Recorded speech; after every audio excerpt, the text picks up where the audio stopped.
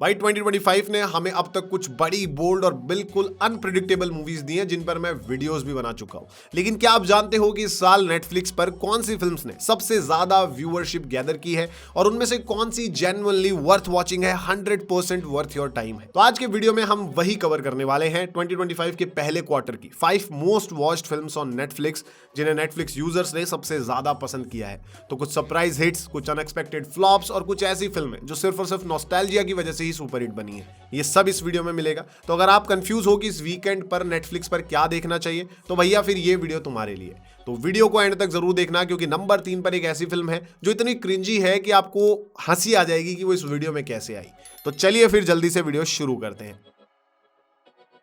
Number 5 पर एक ऐसी फन एनिमेटेड फिल्म है जो आपको एक adventurous and hilarious nostalgia trip पर लेकर जाएगी, क्योंकि ये नेटफ्लिक्स फिल्म हम सब के one of the favourite childhood cartoon sponge Bob के वर्ल्ड में सेट है। मार्च 2025 में रिलीज हुई फिल्म प्लैंकटन द मूवी, यह हमें प्लैंकटन की कहानी दिखाती है जिसकी पूरी लाइफ की मेहनत के बाद भी अभी तक वो वर्ल्ड को डिस्ट्रॉय नहीं कर पाया है और इस चीज से परेशान होकर प्लैंकटन की रोबोट वाइफ उससे अलग हो जाती है और फिर खुद से ही पूरे वर्ल्ड को डिस्ट्रॉय करने निकल जाती है। अब भैया प्लैंकटन को sponge Bob and bikini bottom के अदर रेजिडेंट्स के साथ मिलकर काम करना होगा वर्ल्ड को बचाने के लिए और अपनी बीवी का गुस्सा शांत करने के लिए। अब यार ये काफी एंटरटेनिंग एनिमेटेड फिल्म है, पर पर्सनली मुझे इसके 3D विजुअल्स और कैरेक्टर्स अभी भी काफी वियर्ड लगते हैं, क्योंकि शायद मुझे स्पंज बॉब के 2D विजुअल्स कुछ ज्यादा ही पसंद थे। लेकिन अगर विजुअल्स को साइड में रखें तो फिल्म में हमें एक फन एडवेंचर और हमारे बिलव्ड कैरेक्टर्स एक हिलेरियस स्टोरी के साथ देखने को मिलते हैं। इसी वजह से इस फिल्म को 2025 के फर्स्ट क्वार्टर में 36.5 मिलियन लोगों ने देखा है, जो इसे 2025 के फर्स्ट क्वार्टर में नेटफ्लिक्स की 5th most popular and most watch film बना देता है। अब ये काफी डिसेंट सी फिल्म है, अगर अब तक आपने नहीं देखी है तो हिंदी, तमिल, तेलुगु सभी लैंग्वेजेस में ये नेटफ्लिक्स पर अवेलेबल है, अभी जाकर एंजॉय कर सकते हो। नंबर 4 पर एक एंजॉयबल और डिसेंटली एंटरटेनिंग रोमांटिक कॉमेडी और फील गुड फिल्म है जो हमें इटली के ब्यूटीफुल से स्मॉल टाउन में लेकर जाती है।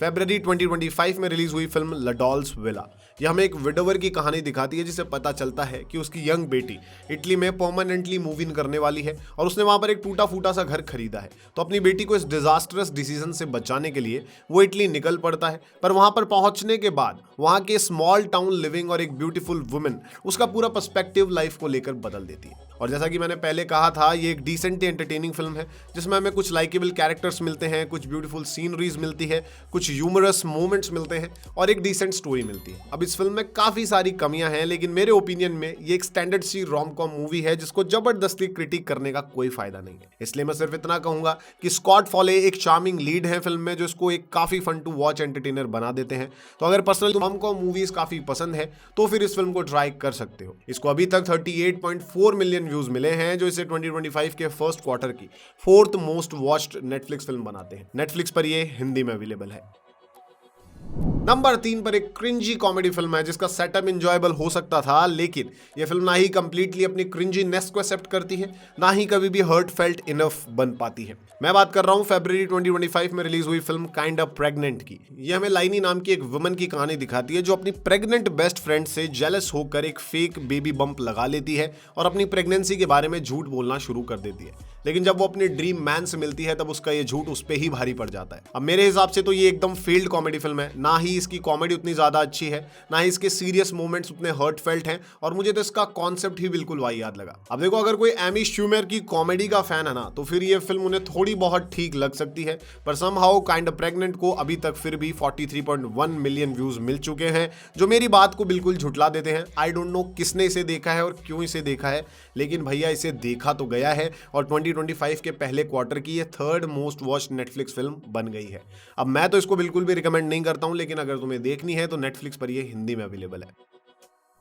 नंबर 2 पर भैया अब तक की इस साल की सबसे महंगी और सबसे ज्यादा डिसअपॉइंटिंग फिल्म है जिसके पास हद से ज्यादा रिसोर्सेज थे और एक बहुत ही केपेबल आर्टिस्टिक टीम थी, पर फिर भी ये फिल्म अनवॉचेबल मैस बनकर निकली है। फरवरी 2025 में रिलीज हुई फिल्म द इलेक्ट्रिक स्टेट, ये हमें एक अल्टरनेट वर्ल्ड में लेकर जाती है जिसमें 1990s के टाइम के ह्यूमंस एंड रोबोट्स के बीच में एक वॉर छिड़ जाती है, जिसकी वजह से ह्यूमैनिटी रोबोट्स को एक वास्ट एरिया में सील कर देती है। अब इस बैकड्रॉप में हम स्टोरी देखते हैं एक टीनेज गर्ल की जो एक स्मगलर के साथ एक पेरिलियस एडवेंचर पर निकलती है अपने लॉन्ग लॉस्ट ब्रदर को ढूंढने के लिए। अब मैंने शुरुआत में ही बता दिया था कि ये फिल्म बहुत बड़ा डिसअपॉइंटमेंट है। अब ऐसा क्यों है चलो बताता हूँ। ये एक ब्रिलियंट इंडिपेंडेंट साईफाई नॉवल पर बेस्ड है जिसकी स्टोरी काफी हर्टफेल्ट है और इस फिल्म को डायरेक्ट किया है Avengers Infinity War and Endgame के directors Anthony and George Russo ने और इसमें स्टार कर रहे हैं Chris Pratt, Millie Bobby Brown और अबव ऑल इस फिल्म का बजट था $320 मिलियन।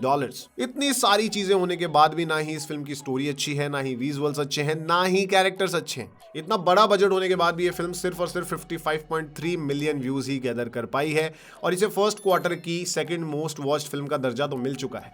लेकिन भैया इतने ग्रैंड लेवल के बजट की मूवीज ने नेटफ्लिक्स पर इतने बढ़िया स्ट्रीमिंग रिकॉर्ड्स अचीव किए हैं ना, उनके सामने ये कुछ भी नहीं लगता है। मैं कहूंगा इस फिल्म को मत देखो और अगर तुम्हें देखना है कि $320 मिलियन फूंक करके क्या मैस बनाई जा सकती है तो फिर तुम इसे देख सकते हो। हिंदी, तमिल, तेलुगु सभी लैंग्वेजेस में ये नेटफ्लिक्स पर अवेलेबल है।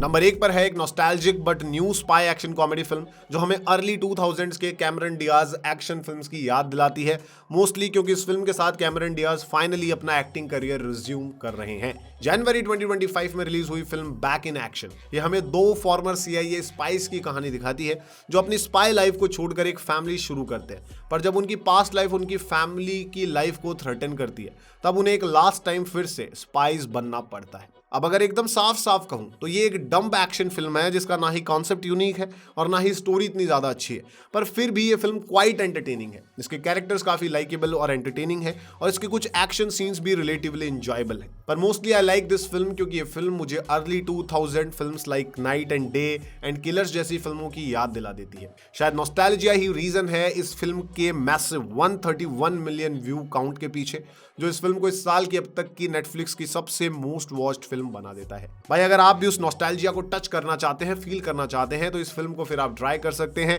नेटफ्लिक्स पर ये हिंदी, तमिल, तेलुगु सभी लैंग्वेजेस में अवेलेबल है।